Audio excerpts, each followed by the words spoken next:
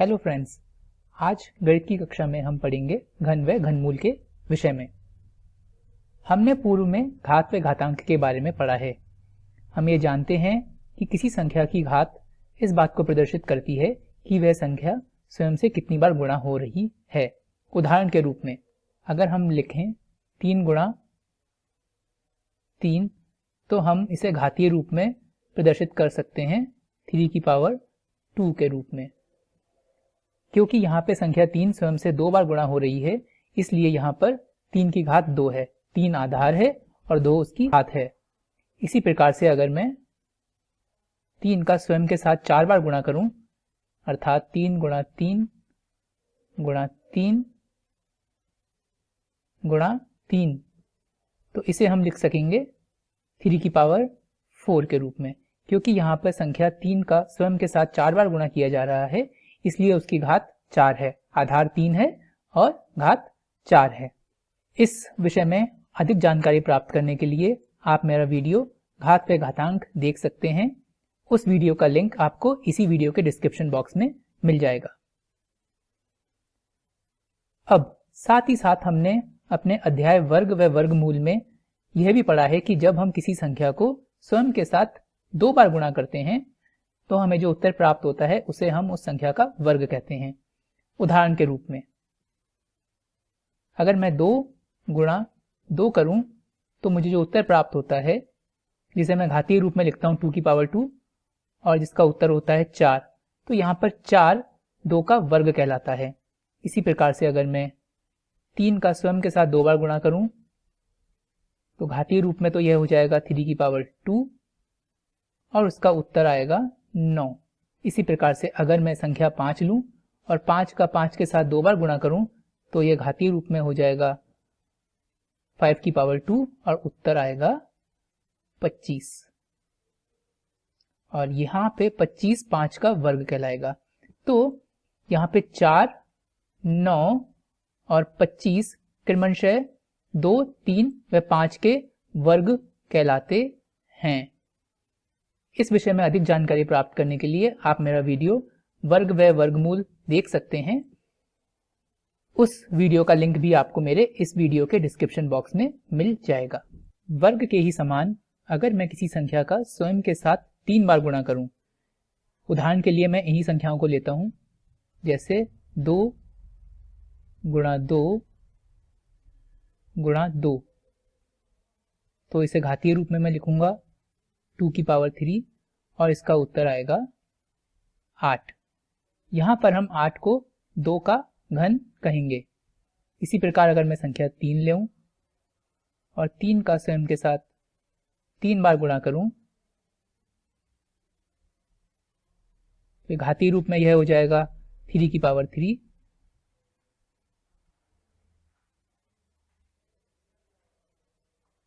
और इसका उत्तर आएगा 27। अब अगर मैं संख्या 5 लूं और 5 का स्वयं के साथ 3 बार गुणा करूं, अर्थात 5 गुणा 5 गुणा 5, तो घातीय रूप में तो यह हो जाएगा 5 की पावर 3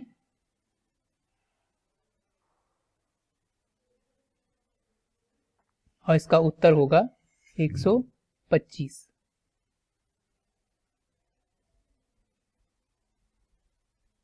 और ये तीनों संख्याएं 8, 27 और 125 क्रमशः 2, 3 व 5 का घन कहलाएंगी।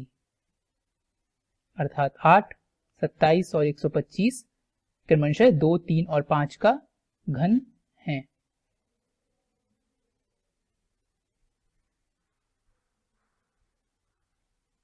तो इस प्रकार हमने देखा कि जब हम किसी संख्या को स्वयं के साथ 2 बार गुणा करते हैं तो हमें जो उत्तर प्राप्त होता है वह उस संख्या का वर्ग कहलाता है। जबकि अगर हम किसी संख्या का स्वयं के साथ 3 बार गुणा करते हैं तो हमें जो उत्तर मिलता है वह उस संख्या का घन कहलाता है। आज के अध्याय में हम इस घन के विषय में ही और विस्तार से पढ़ेंगे।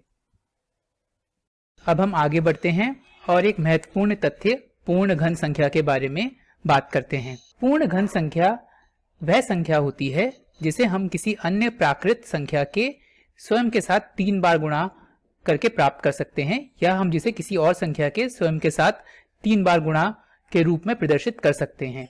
जैसे कि हमने अभी उदाहरण में देखा था, 8 को हम 2 गुणा 2 गुणा 2 अर्थात संख्या 2 के स्वयं के साथ 3 बार गुणा के रूप में प्रदर्शित कर सकते हैं। अतः यहां पर 8 एक पूर्ण घन संख्या हुई। इसी प्रकार से 27, जिसे कि हम 3 गुणा 3 गुणा 3 अर्थात संख्या 3 के स्वयं के साथ 3 बार गुणा के रूप में प्रदर्शित कर सकते हैं, अर्थात 27 भी एक पूर्ण घन संख्या हुई। इसी प्रकार से एक और उदाहरण होता है 64, जिसे हम 4 गुणा 4 गुणा 4 अर्थात संख्या 4 के स्वयं के साथ 3 बार गुणा करने के रूप में प्रदर्शित कर सकते हैं। अर्थात पूर्ण घन संख्या वह संख्या होती है जिसे हम किसी अन्य प्राकृत संख्या के स्वयं के साथ 3 बार गुणा करने के रूप में प्रदर्शित कर सकते हैं। इसी संदर्भ में एक और महत्वपूर्ण बात, हमने जाना कि जब हम किसी संख्या को स्वयं के साथ 3 बार गुणा करते हैं तो हमें जो उत्तर प्राप्त होता है उसे हम उस संख्या का घन कहते हैं। उदाहरण के तौर पर जैसे मैंने यहां पर लिखा है 5 गुणा 5 गुणा 5 बराबर 125, तो इस उदाहरण में 125 5 का घन कहलाएगा। किंतु साथ ही साथ हम ये भी जानते हैं कि जब हम किसी संख्या को किसी अन्य प्राकृत संख्या के स्वयं के साथ 3 बार गुणा के रूप में प्रदर्शित कर सकते हैं तो वह पूर्ण घन संख्या कहलाती है। अर्थात यहां पर 125 एक पूर्ण घन संख्या है। अब वह प्राकृत संख्या जिसका कि स्वयं के साथ 3 बार गुणा करने पर यह पूर्ण संख्या प्रदर्शित की जा सकती है, वह प्राकृत संख्या उस पूर्ण घन संख्या का घनमूल कहलाता है। अर्थात जहां 125 5 को स्वयं के साथ 3 बार गुणा करने पर प्राप्त हुआ है, इसलिए वह 125 5 का घन कहलाता है। उसी तरीके से संख्या 5 125 का घनमूल कहलाता है। अर्थात हम ये कह सकते हैं कि जब हम किसी प्राकृत संख्या को स्वयं के साथ 3 बार गुणा करें तो हमें जो उत्तर प्राप्त होता है वह उस प्राकृत संख्या के सापेक्ष उसका घन होता है, तथा क्योंकि वह घन अपने आप में एक पूर्ण घन संख्या होती है तो वह प्राकृत राशि जिसके कि स्वयं के साथ 3 बार गुणा करने पर वह पूर्ण घन संख्या प्राप्त हुई है, वह प्राकृत राशि उस पूर्ण घन संख्या के सापेक्ष उसका घनमूल कहलाता है। तो हमने देखा कि एक पूर्ण घन संख्या वह संख्या होती है जिसे हम किसी अन्य प्राकृत संख्या के स्वयं के साथ 3 बार गुणा करने के रूप में प्रदर्शित कर सकते हैं। इसी सिद्धांत को आगे ले जाते हुए हम एक अन्य नियम को भी प्रतिपादित कर सकते हैं। वह यह है कि अगर कोई संख्या पूर्ण घन संख्या है और अगर हम उसके अभाज्य गुणनखंड करें तो उस अभाज्य गुणनखंड में आने वाली प्रत्येक संख्या स्वयं से 3 बार गुणा होगी। इसे समझने के लिए पहले हम कुछ सरल उदाहरण देखते हैं, जैसे कि 27 के अभाज्य गुणनखंड होते हैं 3 गुणा 3 गुणा 3। तो हम देख सकते हैं कि इसके अभाज्य गुणनखंड में आने वाली संख्या 3 का स्वयं के साथ 3 बार गुणा हो रहा है। इसी तरीके से अगर मैं 125 लेऊं और इसके अभाज्य गुणनखंड करूं तो मुझे उत्तर प्राप्त होगा 5 गुणा 5 गुणा 5। पुनः इस गुणनखंड में आने वाली संख्या 5 का स्वयं के साथ 3 बार गुणा हो रहा है। आइए अब हम इसे एक जटिल संख्या के साथ में समझते हैं। मान लीजिए मैंने एक ऐसी संख्या ली है जिसके गुणनखंड हैं 2 गुणा 2 गुणा 3 गुणा 3। अगर हम इन्हें गुणा करें तो हमें आंसर प्राप्त होता है 36। हम देख सकते हैं कि इस संख्या के अभाज्य गुणनखंड में 2 संख्याएं हैं, 2 व 3, और 2 व 3 इन दोनों ही संख्याओं के स्वयं के साथ 3 बार गुणा नहीं हुए हैं। अब मैं इसके गुणनखंडों में 1 और 2 का गुणा कर देता हूं, जिससे ये बन जाएगा 2 गुणा 2 गुणा 2 गुणा 3 गुणा 3, जिसका कि उत्तर आएगा 72। 72 इस संख्या के अभाज्य गुणनखंडों में मैं देख सकता हूं कि संख्या 2 का स्वयं के साथ 3 बार गुणा हो रहा है, अर्थात उसका स्वयं के साथ गुणे का एक तिर्यक बन रहा है, किंतु 3 का स्वयं के साथ 3 बार गुणा नहीं हो रहा है। मैं ये देख सकता हूं कि दोनों ही संख्याएं 36 व 72 पूर्ण घन संख्याएं नहीं हैं, क्योंकि ना तो मैं 36 को और ना मैं 72 को किसी अन्य प्राकृत संख्या के स्वयं के साथ 3 बार गुणा के रूप में प्रदर्शित कर सकता हूं। आइए अब मैं इस 72 के अभाज्य गुणनखंड में 1 और 3 का गुणा करता हूं, तो मुझे प्राप्त होगा 2 गुणा 2 गुणा 2 और 3 गुणा 3 गुणा 3, जो कि बराबर होगा 216 के। अब मैं ये देख सकता हूं स्पष्ट रूप से कि इस 216 के अभाज्य गुणनखंड में 2 का भी स्वयं के साथ 3 बार गुणा हो रहा है और 3 का भी स्वयं के साथ 3 बार गुणा हो रहा है, अर्थात संख्या 2 का भी स्वयं के साथ गुणे का तिर्यक बन रहा है और संख्या 3 का भी स्वयं के साथ गुणे का तिर्यक बन रहा है। अगर मैं इस गुणनखंड को घातीय रूप में प्रदर्शित करने का प्रयास करूं तो यह हो जाएगा 2 की पावर 3, क्योंकि संख्या 2 का स्वयं के साथ 3 बार गुणा हो रहा है, गुणा 3 की पावर 3, और मैं इसे घात व घातांक के सिद्धांत के अनुसार लिख सकता हूं 2 गुणा 3 के ब्रैकेट की पावर 3, जो कि हो जाएगा 6 की पावर 3, अर्थात हम इसे लिख सकते हैं 6 गुणा 6 गुणा 6, जो कि बराबर होगा 216 के। अर्थात 216 एक पूर्ण घन संख्या है, क्योंकि मैं इसे एक अन्य प्राकृत संख्या 6 के स्वयं के साथ 3 बार गुणा के रूप में प्रदर्शित कर सकता हूं। इस प्रकार हम ये कह सकते हैं कि अगर कोई संख्या पूर्ण घन संख्या होती है तो उसके अभाज्य गुणनखंड करने पर उसके अंदर उपस्थित प्रत्येक संख्या का स्वयं के साथ 3 बार गुणा होना चाहिए। इस पढ़े हुए सिद्धांत का उपयोग करते हुए हम ये बड़ी ही सरलता से जान सकते हैं कि एक दी हुई संख्या क्या पूर्ण घन संख्या है या नहीं। इसे पता करने के लिए हमें उस दी हुई संख्या के अभाज्य गुणनखंड निकालने होते हैं। फिर यह देखना होता है कि उस अभाज्य गुणनखंड के अंदर आई हुई प्रत्येक संख्या क्या स्वयं के साथ 3 बार गुणा हो रही है, या दूसरे शब्दों में हर संख्या का स्वयं के साथ गुणा होने का एक तिर्यक बन रहा है या नहीं। आइए हम इसे कुछ उदाहरणों के साथ समझते हैं। यहाँ पे मैंने उदाहरण के लिए एक संख्या ली है 243, और जब मैंने इसके अभाज्य गुणनखंड किए तो मुझे प्राप्त हुआ 3 गुणा 3 गुणा 3 गुणा 3 गुणा 3, अर्थात 3 का स्वयं के साथ 5 बार गुणा। अगर अब मैं इस संख्या के स्वयं के साथ गुणा के तिर्यक बनाने का प्रयास करूं तो मैं पहले आने वाले 3 गुणा 3 गुणा 3 का एक तिर्यक बना दूंगा, किंतु बाद वाले जो 3 आए हैं उनका एक तिर्यक राशि नहीं बनेगी।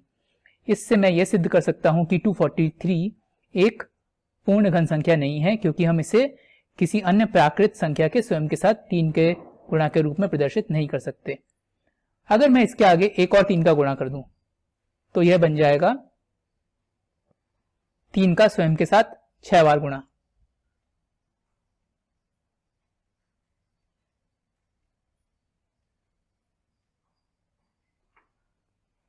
और ये संख्या बन जाएगी 729। अब अगर मैं इसके गुणनखंड में आई हुई संख्याओं का स्वयं के साथ गुणा के तिर्यक बनाने का प्रयास करूं तो मेरे पहले 3 गुणाओं का एक तिर्यक बन जाएगा और बाद वाले 3 गुणाओं का एक तिर्यक बन जाएगा। इसे मैं घातीय रूप में लिख सकता हूं 3 की पावर 3 गुणा 3 की पावर 3, और अपने घात व घातांक के सिद्धांत का उपयोग करते हुए इसे मैं लिख सकता हूं 3 गुणा 3 का ब्रैकेट की पावर 3, अर्थात ये हुआ 9 की पावर 3, अर्थात 9 गुणा 9 गुणा 9 बराबर हो जाता है 729। इस प्रकार से मैंने इस सिद्धांत का उपयोग किया और पता लगाया कि दी हुई संख्या 243 के जब मैंने अभाज्य गुणनखंड किए तो उसके गुणनखंडों का स्वयं के साथ गुणा के मैं तिर्यक नहीं बना सका, अर्थात 243 एक पूर्ण घन संख्या नहीं है। किंतु 729 के जब मैंने अभाज्य गुणनखंड किए तो उसके गुणनखंड में उपस्थित राशियों का मैंने स्वयं के साथ गुणा के तिर्यक बना दिए, अर्थात मैं कह सकता हूं कि मैं 729 को एक प्राकृत संख्या 9 के स्वयं के साथ 3 बार गुणा के रूप में प्रदर्शित कर सकता हूं, इसलिए 729 एक पूर्ण घन संख्या हुई। मैं एक और उदाहरण लेता हूं, 2744। अगर मैं इस संख्या के अभाज्य गुणनखंड निकालने का प्रयास करूं तो वह आएगा 2 गुणा 2 गुणा 2 गुणा 7 गुणा 7 गुणा 7।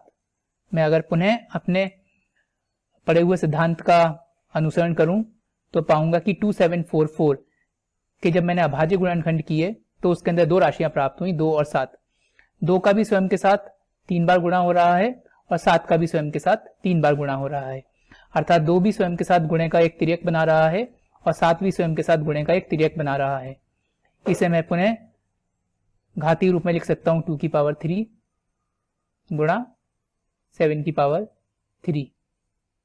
इसे पुनः मैं लिख सकता हूं 2 गुणा 7 इस पूरे की पावर 3, जो कि हुआ 14 की पावर 3। अर्थात 2744 को मैं प्रदर्शित कर सकता हूं 14 गुणा 14 गुणा 14। अर्थात 2744 को मैं एक अन्य प्राकृत संख्या 14 के स्वयं के साथ 3 बार गुणा के रूप में प्रदर्शित कर सकता हूं, अर्थात मैं कह सकता हूं कि 2744 एक पूर्ण घन संख्या है। इस प्रकार से आपने देखा कि इस सिद्धांत का उपयोग करते हुए हम ना सिर्फ ये पता लगा सकते हैं कि कोई दी हुई संख्या पूर्ण घन संख्या है अथवा नहीं, अपितु साथ ही साथ अगर वह संख्या एक पूर्ण घन संख्या है तो हम उसका घनमूल भी निकाल सकते हैं। यहाँ पे दिए गए उदाहरणों में हमने देखा कि 729 एक पूर्ण घन संख्या है तथा 9 उसका घनमूल है, क्योंकि 9 को स्वयं के साथ 3 बार गुणा करने पर 729 प्राप्त हो रहा है। तो जहां 729 9 का घन है, वहीं 9 729 का घनमूल है। इसी प्रकार दूसरे उदाहरण में 2744 एक पूर्ण घन संख्या है तथा यह 14 के स्वयं के साथ 3 बार गुणा करने पर प्राप्त होती है, अर्थात 2744 का घनमूल 14 है। इस प्रकार हमने इस अध्याय में घन संख्याओं के सिद्धांत के बारे में पढ़ा। हमने ये जाना कि हम किस प्रकार से सिद्ध कर सकते हैं कि कोई दी हुई संख्या पूर्ण घन संख्या है अथवा नहीं, तथा हमने घनमूल को निकालने की विधि भी जानी। हेलो फ्रेंड्स, अगर आपको मेरे वीडियोस उपयोगी लगें तो आपसे अनुरोध है कि आप मेरे YouTube चैनल को सब्सक्राइब करें और मेरे वीडियोस को लाइक करें। इससे आपको मेरे नए आने वाली वीडियोस के नोटिफिकेशन तुरंत ही प्राप्त हो पाएंगे। साथ ही साथ आप अपने सुझावों को वीडियोस के कमेंट्स के द्वारा मुझ तक पहुंचाइए, जिससे कि मैं अपने वीडियोस में निरंतर सुधार कर सकूं। धन्यवाद।